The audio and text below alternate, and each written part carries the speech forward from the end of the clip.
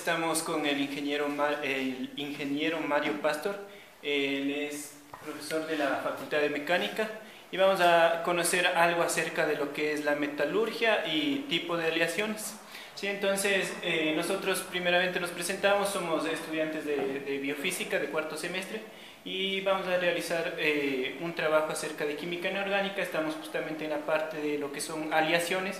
Tenemos el conocimiento de que se trabaja mucho con aleaciones actualmente, por ejemplo, en lo que son los compuestos intermetálicos o los compuestos electrónicos, que son bastante utilizados por su factibilidad de lo que es en cuanto a la resistencia a esfuerzos mecánicos, a altas temperaturas.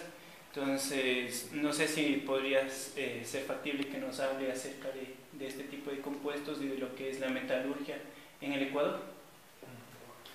Bien, la metalurgia es una ciencia que se desarrolla probablemente hace 5.000 años en zonas como Persia o lo que ahora sería Irán, Irak, el norte de Jordania, y poco a poco se va moviendo para dar ese conocimiento toda la parte sur de Europa y toda la parte norte de África.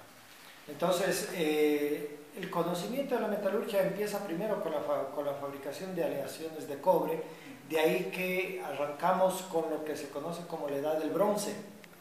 El problema de la edad del bronce radica en que, como el bronce es una aleación de cobre y estaño, en la zona de Medio Oriente el estaño empieza a escasear, y entonces ya no pueden seguir fabricando aleaciones de tipo bronce y empiezan a reemplazar estaño con otras aleaciones, por lo cual las propiedades de las aleaciones base cobre que utilizaron caen en unas condiciones de gran detrimento de calidad, afectando el desempeño de los diferentes productos que se fabricaban.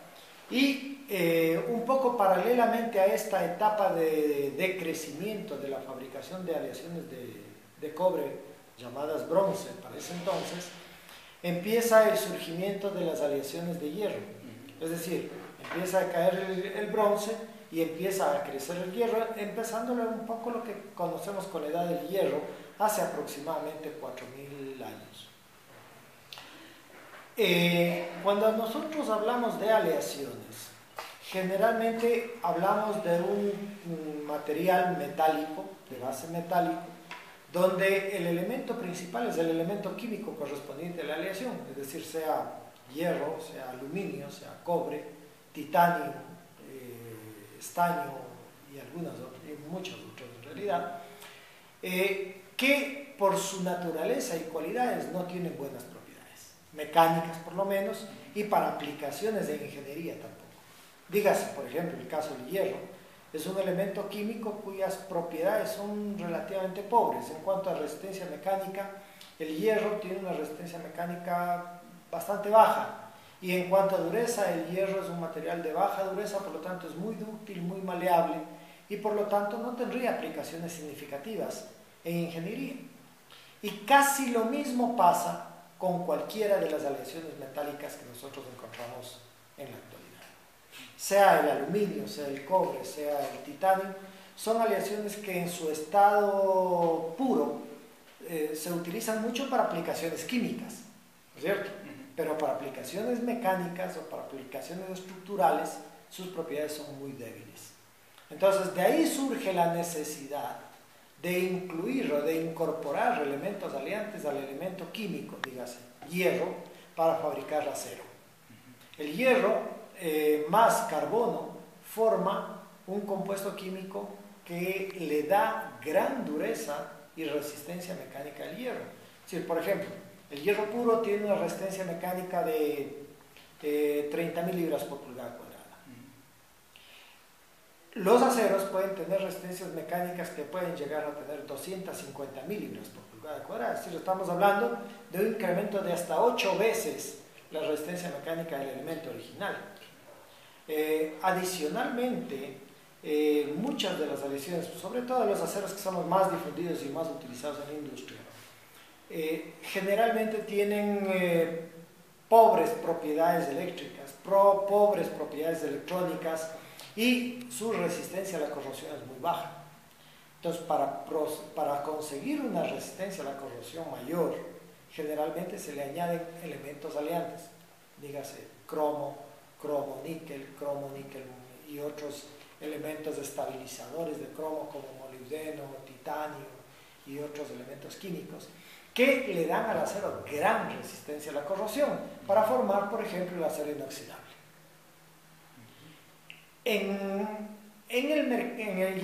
Ya un poco más en el medio del Ecuador, en realidad yo considero que los procesos de fabricación de materiales metálicos en el Ecuador son bastante incipientes.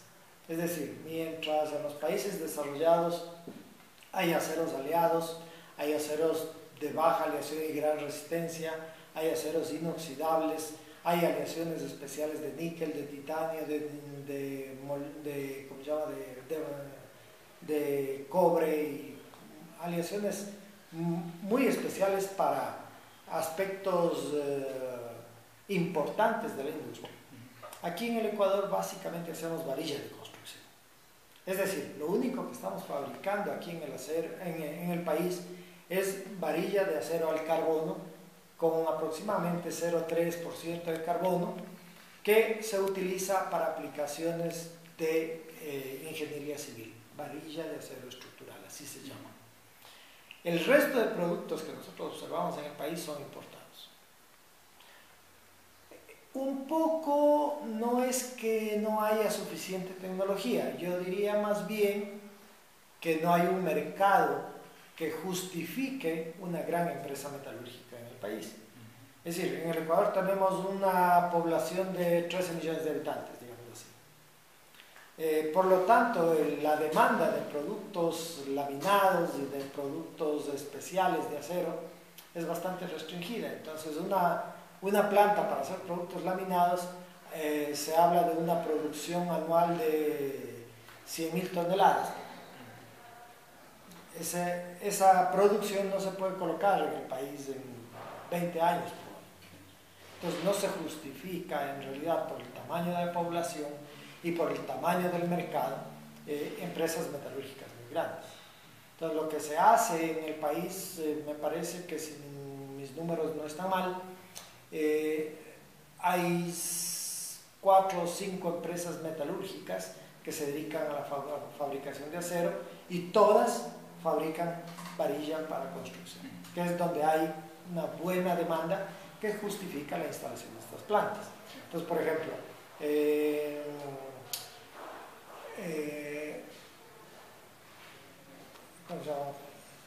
hay una serie en Guayaquil que es de las empresas militares, no me acuerdo exactamente. Novacero, esa produce, bueno, la de Guayaquil, que es de los militares, produce 40 toneladas, es el horno.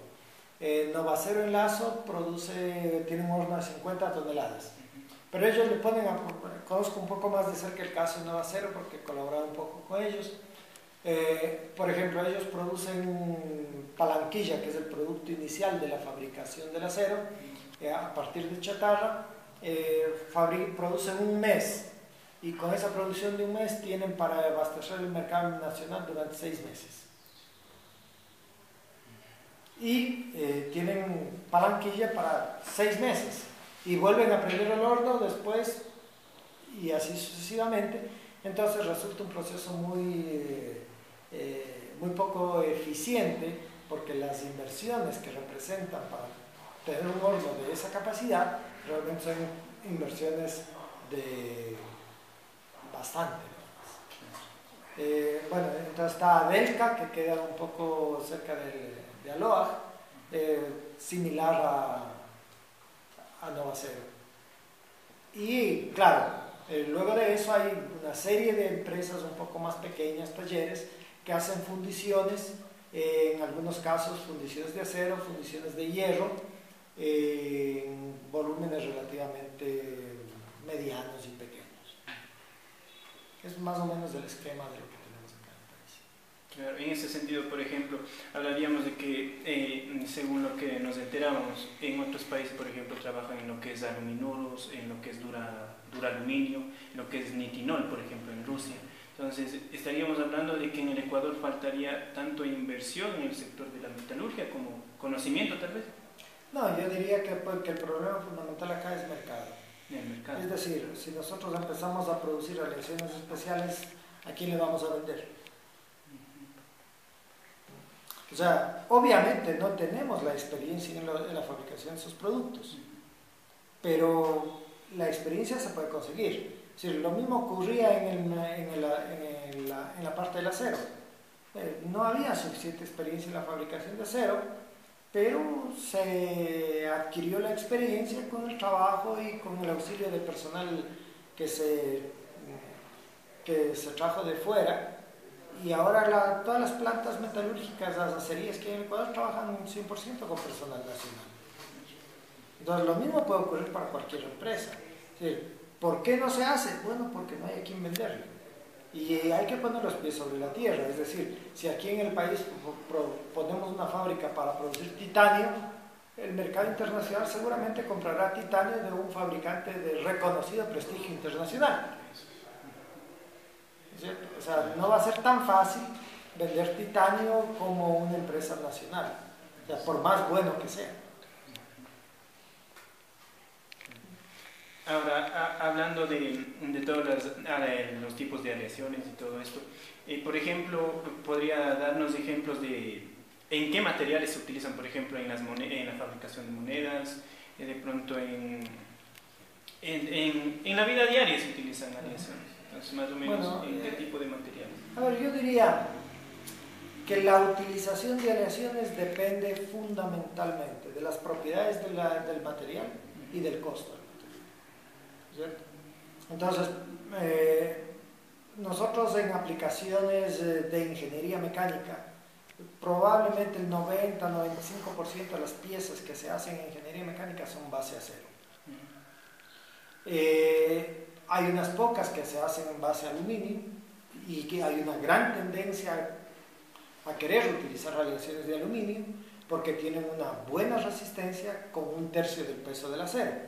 Entonces resulta muy atractivo fabricar equipos de aleaciones ligeras de aluminio, de magnesio, de titanio, principalmente porque se tienen máquinas más livianas y que tienen resistencias comparables con la del acero. ¿En dónde más? A ver, ¿cuáles son los limitantes de la utilización de una aleación? Fundamentalmente el precio. Es decir, mientras usted piensa fabricar, digamos, una viga en acero para una estructura de una estructura de un edificio, se le puede hacer de titanio, se le puede hacer de aluminio, se le puede hacer de acero. Mientras en hacerlo en acero el costo de la viga cuesta, por decirle 100, hacerlo en titanio cuesta 1500. Y hacerlo en aluminio, pues probablemente cuesta 400. Entonces, claro, yo podría hacer que la estructura de titanio sea una tercera parte de la estructura de fabricada en acero, pero me va a costar 12 veces más, entonces no se justifica. Hay industrias donde definitivamente es muy importante reducir pesos, aunque el costo no sea muy alto, se justifica, por ejemplo, en aeroespacial, en aeronáutica. ¿Cierto? Si usted construye un avión de aluminio, pues el avión de aluminio puede pesar, digamos, por decir un número, 1000. Si lo hago una buena parte del avión, lo hago en titanio, probablemente me pesa 600 o 700. ¿Eso qué quiere decir? Que tengo un 30% de peso más liviano en el mismo avión. Por lo tanto, puede cargar 30% más de carga y eso justifica sobradamente la inversión en producir un avión más liviano. Pero en una estructura metálica de un edificio, realmente no se justificaría. Entonces, la utilización de aleaciones va de la mano siempre. Las propiedades versus costo. Es decir, En la industria electrónica, por ejemplo. Yo quiero conductores, ok, hay conductores de eléctricos de cobre, hay conductores de oro, hay conductores de superconductores de aleaciones especiales. ¿Cuál es el que me conviene utilizar? Entonces, obviamente, si la eficiencia del conductor demanda el uso de materiales de alta conductividad, toca utilizar con elementos de oro o elementos de materiales superconductores, porque evidentemente eso permite reducir tamaños y pesos de equipos. Dígase usted, industria de fabricación de celulares, industria de fabricación de ciertos tipos de superconductores utilizados principalmente en industrias aeroespaciales, en industrias estratégicas especiales. Pero para la mayoría de los casos usted nunca le va a poner conductores de oro en la casa, ¿no es cierto? Porque por más delgados que resulten, de todas maneras el costo del oro es muchas veces mayor que el costo del cobre. Entonces la utilización de un producto siempre es una relación que tiene que ver propiedad versus costo. Porque usted puede hacer un automóvil de acero como usualmente ocurre, o puede hacer el automóvil de aluminio como eventualmente ocurre, o podría ser un automóvil de titanio como no se ven, ¿no es cierto? Pero no es que no se pueda, es que el costo de un automóvil de titanio resultaría extremadamente costoso, extremadamente alto, que probablemente no se justifica por la vida útil que se le da a un automóvil, ¿no es cierto? De hecho, si uno pensaría en hacer un automóvil de titanio, probablemente el automóvil le puede durar 200 años. ¿Se justifica una inversión para que dure 200 años para un automóvil? No. Definitivamente no. ¿Quién sabe si de aquí a 20 años los automóviles desaparezcan y tengamos un medio de transporte distinto? ¿No es cierto? Ustedes ven la saturación de tráfico en Riobamba. Y yo veo que en las vías que tiene la ciudad, que se consideraban relativamente buenas, son totalmente insuficientes para el tráfico que hay ahora. ¿Qué va a pasar dentro de 40 años? Entonces probablemente el automóvil deje de ser una opción de movilización y existan otras opciones diferentes. Entonces, vuelvo a insistir, el uso de un material siempre es una justificación técnica, económica de la utilización del material. Usted comentaba hace un momento el asunto de monedas. Ok, el asunto de monedas es un asunto que es bien interesante porque las propiedades de la moneda son fundamentalmente que debe resistir el uso. Es decir, una moneda oxidada no le va a gustar a nadie. Por lo tanto, el primer parámetro de una moneda tiene que ser resistente a la corrosión. ¿No es cierto? Segundo, la moneda tiene que tener unas características de resistencia al desgaste, porque una moneda que se usa, se gasta, y si se gasta mucho, deja de tener el valor de la moneda. Tiene el valor del material, pero no el de la moneda. Eventualmente en monedas antiguas se veía mucho esto. No solamente el níquel, se hacían monedas de aleaciones de cobre. Y las monedas de cobre tienen el problema de que si el contenido de cobre es muy alto, pues obviamente la moneda es un poco más costosa, se ve de mejor calidad, pero se desgasta mucho. De hecho, en los años 60, 70 aquí en Ecuador, la moneda de 20 centavos era de cobre, una aleación de cobre. Y la mayor parte de las monedas estaban gastadas. Las monedas cuando se hacían de plata, a finales del siglo XIX, también tenían ese mismo problema. Si la moneda con el uso se desgastaba y eso hacía que se pierda el valor de cambio de la moneda, ¿no es cierto? Entonces, aspectos como esos determinan el uso de una moneda. O sea, actualmente usted, que yo sepa, a excepción de las producciones o de las ediciones de monedas especiales para aplicaciones especiales, las monedas generalmente son base níquel, o base cobre, o base aluminio también, o de acero como son las de acá, ¿no es cierto?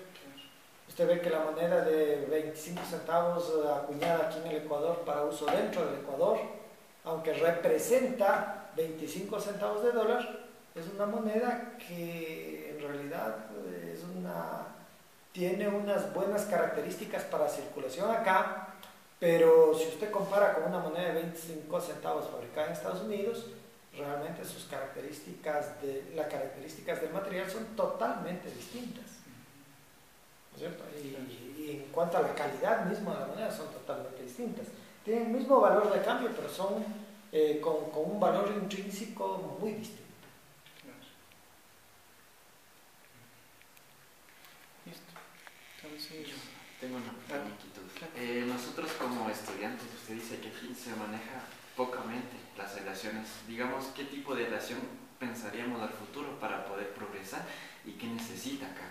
¿Qué tipo de relación podríamos trabajar, digamos, que represente un costo, necesidad y también aplicar? Bueno, aparte del acero. Aparte del acero, yo diría que uno de los principales problemas que nosotros tenemos en Ecuador es que los recursos naturales que tenemos aquí no están claramente identificados. Hay, por ejemplo, estudios donde se dice que el potencial minero del Ecuador en términos de metalurgia de cobre es muy grande y es muy probable que así sea. Entonces nosotros